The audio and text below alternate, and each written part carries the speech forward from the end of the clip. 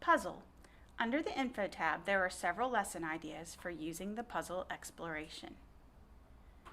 For settings, you can change the number of pieces in each puzzle here.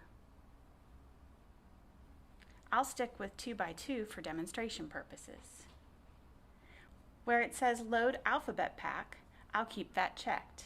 This makes our preloaded puzzles appear in the game. As you can see, this exploration includes a puzzle for each letter of the alphabet. Let's do the J puzzle.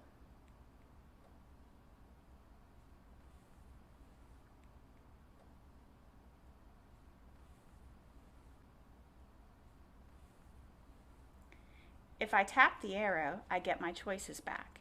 If I pull this tab out, I expose checkboxes. If you do not want a puzzle to show, just uncheck it.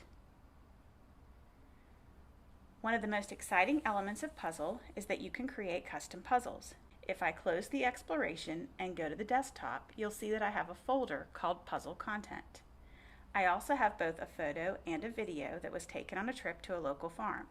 I simply saved them to the desktop so that I could access them easily.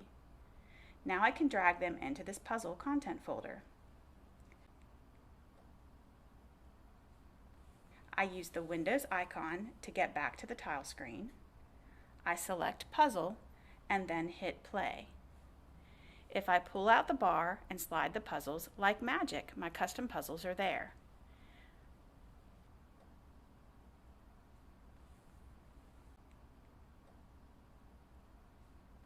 I hope you caught that I said photo and video.